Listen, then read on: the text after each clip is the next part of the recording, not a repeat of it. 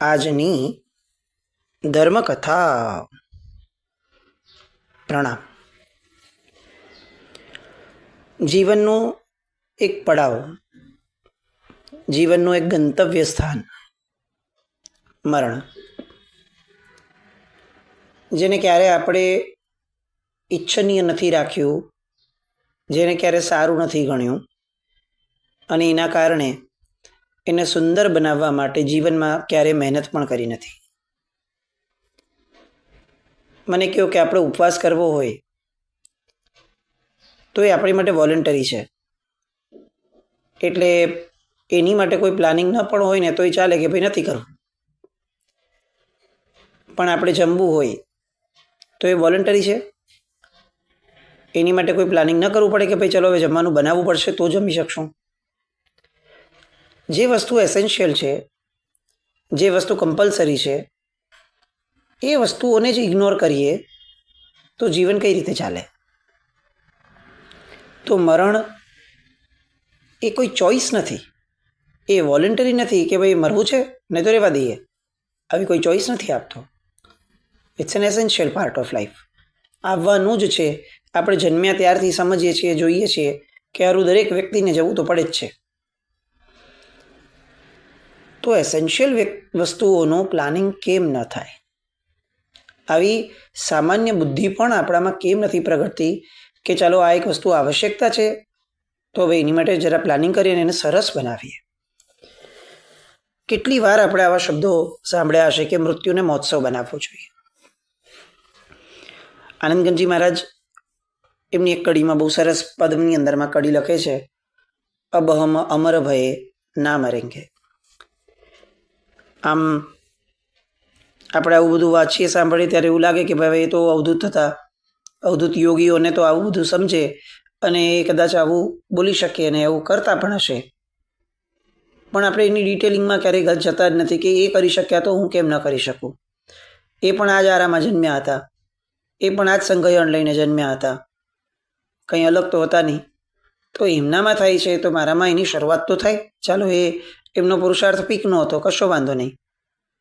એમની પાસે મર્સિડીઝ હતી, કંઈ વાંધો નહીં, હું સાયકલમાંથી સ્કૂટર તો લઉં, સ્કૂટરમાંથી સાદી ગાડી તો લઉં.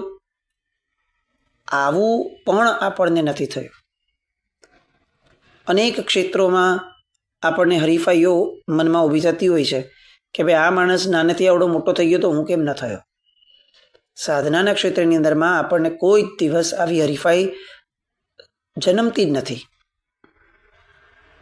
કે ભાઈ આ વ્યક્તિનું જીવન આટલું પવિત્ર થઈ ગયું, મારું કેમ ન થયું. આ વ્યક્તિ પોતાના કશાય ઉપર આટલો કાબુ મેળવી શક્યા, હું કેમ નથી મેળવી શકતો. આ વ્યક્તિ જન્મ થયો ત્યાર પછીથી મૃત્યુ પામ્યા ત્યાં સુધીમાં આટલી બધી વાર પોતાના જીવનને આટલું બધું બદલાવી શક્યા, આટલા બધા પરિવર્તનો લાવી શક્યા, આટલો સંતોષ મેળવી શક્યા, આટલી પ્રસન્નતાથી જીવી શકે છે, હું કેમ નથી જીવી શકતો. બધું જ બાહ્ય જોઈ અને પરિવર્તન કરવું. આપણે ધર્મના ક્ષેત્રમાં આવ્યા હશું ને તો એવું પણ થયું હશે આપણામાંથી કેટલાકને કે ભાઈ આ વ્યક્તિ અમારી ભેગું હતું, બોલો અત્યારે દીક્ષા લઈ લીધી અને હું જ અહીંયા નહીં જ છું. થયું હશે. આ અબોલડા સ્થવન છે, એ સ્થવનની અંદરમાં ભગવાનને પણ આવું કહે છે તમે અને અમે બેઉ સાથે મળીને આ કરતા, તે કરતા, આ કરતા, બોલો ને આજે તો તમે થયા જગન્નાથ ઠાકોર, સિદ્ધિ વધુ ના પનોતા, અને હું હજી ભાવમાં પામું છું. તો ભગવાનની હારે પણ અહીંયા તો આવી હરીફાઈની વાત કરે છે, બાહ્યની હરીફાઈઓની આપણે વાત કરીએ છીએ.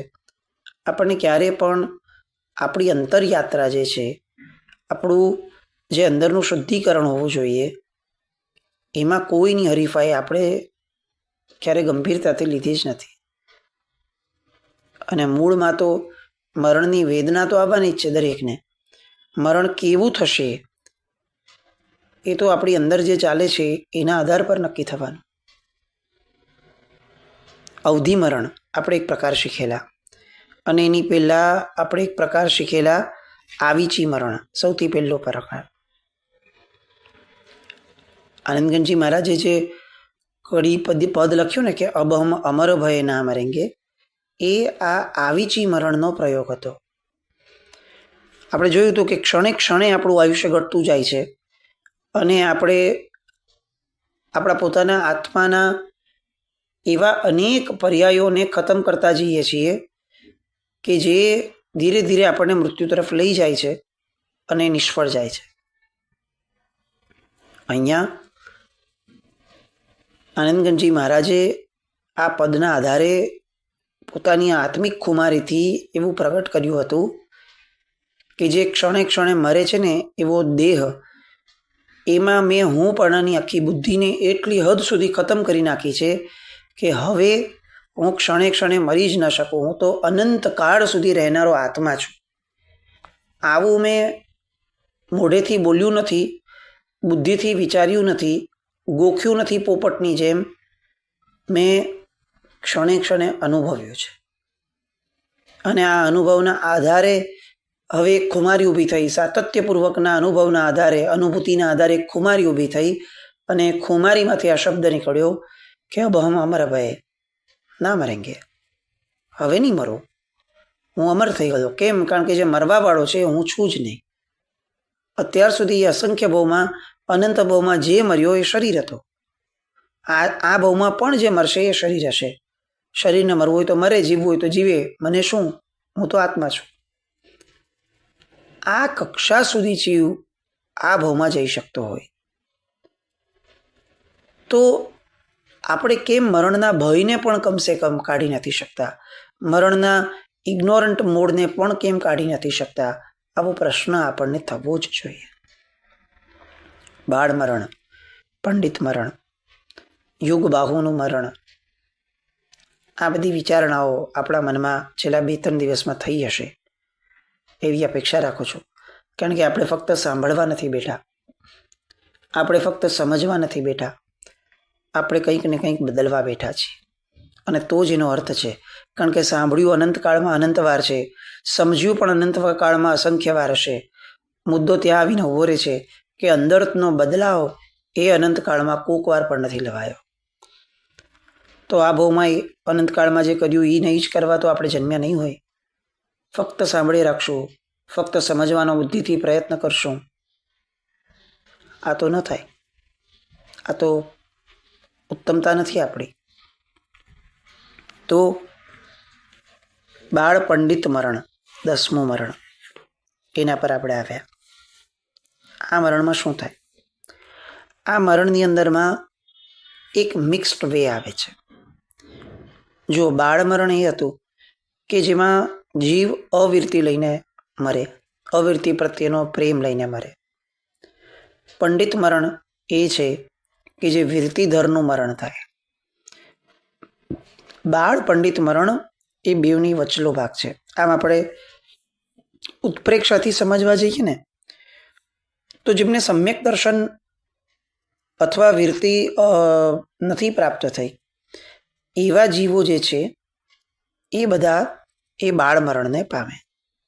ગુણ સ્થાનકની અપેક્ષાએ આપણે વિચાર કરવા જઈએ તો એ લોકો બાળ મરણને પામે. એટલે તમે પહેલે ગુંઠાણે છીએ, આપણે બીજે છીએ, ત્રીજે છીએ, ચોથે છીએ. આપણું જે મરણ આ ગુણસ્થાનકના આધારે એ ભૂમિકા એ કક્ષાએ થશે તો આપણું મરણ જે હશે એ બાળ મરણ હશે. આપણે છઠ્ઠે ગુણસ્થાનકે છીએ એટલે કે સાધુપણું, બાહ્ય સાધુપણું નહીં, કારણ કે આ ગુણસ્થાનક છે. ગુણ તો અંદરની વાત છે. ગુણને બહારના પરિવર્તન સાથે એટલો સંબંધ નથી. એને સંબંધ બહારના પરિવર્તન સાથે એટલો જ છે કે બહારની અનુકૂળતા હશે તો અંદરમાં એ ઊભું કરવું સરળ પડશે. That's it. મેં યુનિફોર્મ પહેર્યો હશે તો મને સ્કૂલમાં એન્ટ્રી મળશે અને ભણવું સરળ પડશે. બસ આટલો ફરક. પણ મૂળ નક્કી થવાનો આધાર શું ગુણ સ્થાનકનો? તો કે એ તો મારું અંદરનું ગુણનું સ્તર, મારી અંદરની કક્ષા. તો અંદરની કક્ષામાં જ્યારે મને ભાવચારિત્રપણું સ્પર્શી જશે અને પછી અગર મારું મૃત્યુ થશે તો એ 6થી 14મા સુધીના ગુણસ્થાનકનું મૃત્યુ, એને પંડિત મરણ કહેવાશે. પણ જે વ્યક્તિ 5મી ગુણસ્થાનકે મરે, આ શું થાય? આ 5મા ગુણસ્થાનકનું મરણ એટલે એવું મરણ કે જેમાં આંશિકપણે વીરતીનો સ્વીકાર થયો છે, જેમાં સર્વવીરતી નથી આવી, જેમાં દેશવીરતી આવી છે. આવી કક્ષાનું મરણ એ બાળ પંડિત મરણ એટલે કે મિશ્ર મરણ કહેવાય છે. આપણે બધા અત્યારે જીવનમાં ઘણા બધા આચારોનું પાલન કરતા હોઈએ છીએ. આપણે અત્યારે ઘણા બધા વ્રતો લઈને બેસ્યા હોઈએ છીએ.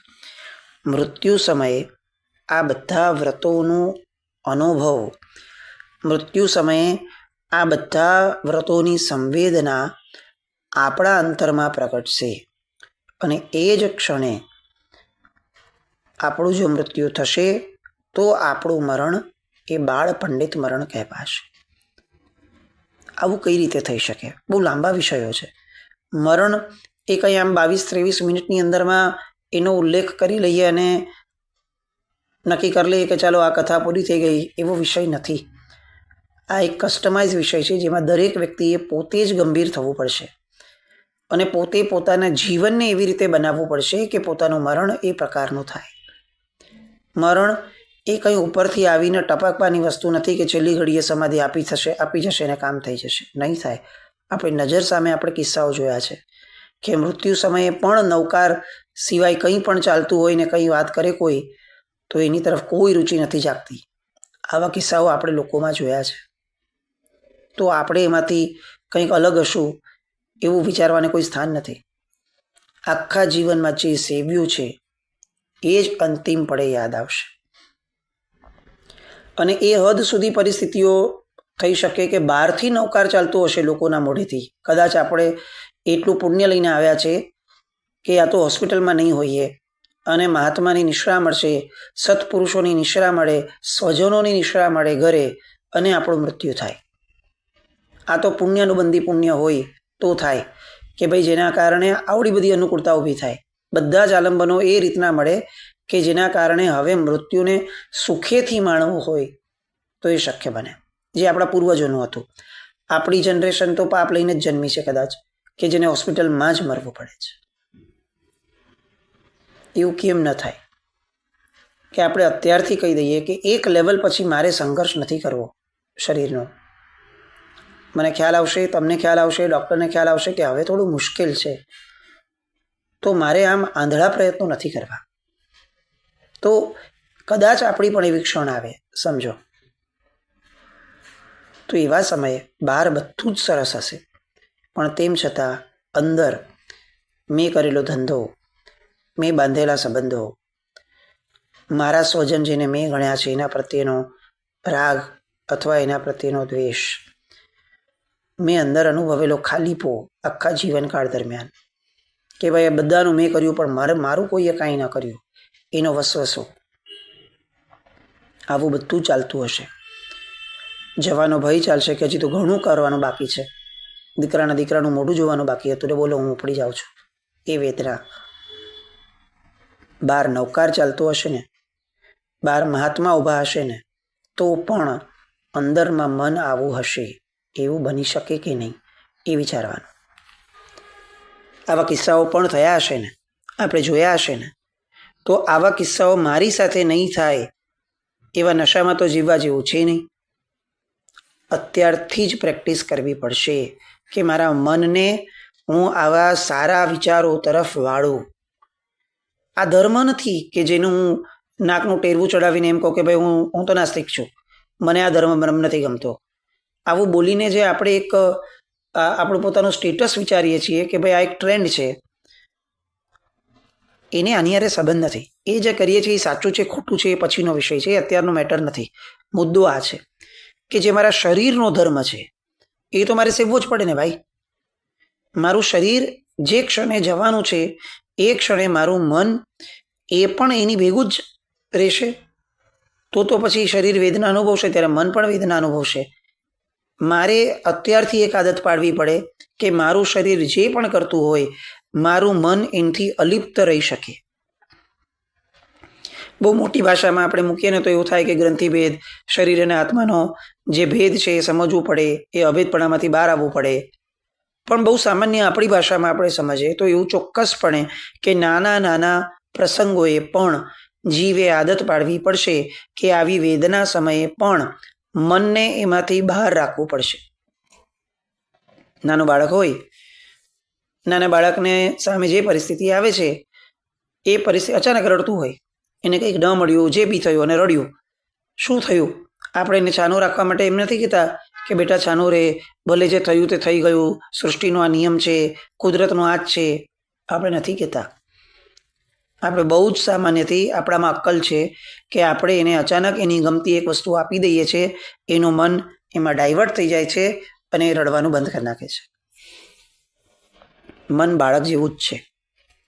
આપણને ડાયવર્ઝન આપતા આવડવું પડશે. આપણે ડાયવર્ઝન આપવાનો પુરુષાર્થ વધારવો પડશે. આપણે આપણને ગમતી વસ્તુઓના ડાયવર્ઝન આપવા માટેનું પ્લાનિંગ કરવું પડશે સતત. એ સાતત્ય હશે તો આજે તો ડાયવર્ઝન આપવાની શક્તિ આપણામાં છે. એક ક્ષણ તો એટલી લાચારીવાળી હશે કે જ્યારે મનને કન્વર્ટ કે ડાયવર્ટ કરવું એ તો અતિશય દુષ્કર છે, શરીરની આવી વેદનામાંથી બહાર કાઢવું. પણ અત્યારથી એની આદત પડી હશે તો એ સમયે કદાચ એ આવી શકશે. કોઈક બહાર ઉભેલો માણસ આપણને કહેશે કે જુઓ વડીલ, આ બધામાં નહીં પડતા, ભવાંતરમાં જવાનું છે, કંઈક સારું મન લઈને જજો, સંસ્કારો તો આ જ લઈને જવાના છે. તો છેલ્લી ઘડીની ક્ષણોને બગાડતા નહીં, આખું જીવન સુધારવા પ્રયત્ન કરવાનો છે. આવતું તો અત્યારની ક્ષણને તો બગાડાશે નહીં. આવું આલંબન કોઈ આપે ને અચાનક આપણને યાદ આવે કે યસ, મેં આવા ડાયવર્ઝન તો ઘણા આપ્યા છે, હું મારા મનને ડાયવર્ટ કરવા પ્રયત્ન કરું. તો આવો પુરુષાર્થ એ બાળ પંડિત મરણ જેવું 10મા પ્રકારનું મરણ. એની પછીનું મરણ છે એ છે છદ્મસ્ત મરણ. છદ્મસ્ત મરણ એટલે શું? તો કે જે લોકો મનોપર્ય જ્ઞાની છે, અવધિ જ્ઞાની છે, શ્રુત જ્ઞાની છે, મતિ જ્ઞાન છે એમને વિશેષ, એવા બધા વિરતિધરો, એમનું જે મરણ છે એને છદ્મસ્ત મરણ કહેવાય છે. છદ્મસ્ત મરણ કોને હોય? એ 6ઠ્ઠા ગુણસ્થાનકથી 11મા ગુણસ્થાનકવાળાને હોય. એટલે આપણી જેવા વ્યક્તિની વાત આ નથી. એની પછીનું મરણ એટલે કેવલી મરણ. કેવળ જ્ઞાન થયા અને પછી જે એમને નિર્વાણ કે એમની પછી જે કાળધર્મ થાય એ કેવલી મરણ, જે 14મે ગુણસ્થાનક એ જ હોય. એની હારે આપણને કંઈ બહુ નિસ્બત નથી. આ ભાવમાં આપણે કેવલી મરણ પામવાના નથી. આ ભાવમાં છદ્મસ્ત મરણમાં પણ આપણે જશું કે નહીં એ પ્રશ્ન છે, કારણ કે એ પ્રકારની વિરતિ આપણામાં પ્રગટે પછી કંઈક થાય. અત્યારે તો આપણે જ્યાં છીએ ત્યાંથી ઊંચું કેટલુંક જઈ શકીએ એવા ગોલ રાખીએ. 13મું મરણ છે ગૃદ્ધ પૃષ્ઠ મરણ. ગૃદ્ધ એટલે ગીધ. ગીધમાં આ પ્રજાતિની અંદરમાં કયા કયા પક્ષીઓ ગણ્યા? તો કે ગીધ, કાગડા, સમડી, બાજ, શિયાળ, આ બધું. તો ગૃદ્ધ પૃષ્ઠમરણ એટલે શું? આમાં આ લોકોની જેમ મરે તે? તો કે ના. મરતી વખતે માણસ સ્વેચ્છાએ એવી રીતે મરે કે જ્યાં આવા બધા પ્રાણીઓ પક્ષીઓ હોય ત્યાં જઈને પોતે પડી જાય, પોતે વહી જાય, જીવતો જીવત. અને આ બધા પક્ષીઓ એના શરીરને જીવતા જીવત પીંખી નાખે. એ રીતનું જે મરણ સ્વેચ્છાએ લેવાય એને ગૃદ્ધ પૃષ્ઠ મરણ કહેવાય. આપણને એવું લાગશે કે આ એક પ્રકારની આત્મહત્યા જ છે. આ પ્રકાર અત્યારે તો બહુ મળતો નથી. આપણે ત્યાં છે ને પારસી લોકોને ક્યારે પણ દફનાવાતા નથી, ક્યારે પણ બળાતા નથી. પારસી લોકોના મૃત્યુ પછીથી એ લોકોના શરીરને આવા ગીધ લોકો હોય એના હવાલે કરી દેવામાં આવતા હોય છે. મર્યા પછીની વાત છે. આ મરણમાં શું ફરક છે સમજવા પૂરતું આપણે સમજીએ છીએ કે આ મરણમાં જીવતા જીવતો માણસ પોતે જ નક્કી કરે કે હવે મારે જીવવું જ નથી અને કોઈ પણ રીતે હું આવી રીતનું મરણ સામેથી હું પ્રાપ્ત કરી લઉં. તો એ જે મરણ છે એ મરણને આપણે વૃદ્ધ પૃષ્ઠ મરણ કહેવાય છે. આ મરણ લગભગ આપણે લોકો બહુ અત્યારના સમયમાં જોતા નથી. આ પ્રકારનું આપણે હાઈએસ્ટ આ સમયમાં જે અનુભવીએ છીએ એમાંનું એક મરણ એટલે 14મું મરણ એ છે વૈહાયસ મરણ. ગળે ફાંસો લગાડીને મરી જવું, આકાશમાં લટકતા મરવું, એ વૈહાયસ મરણ.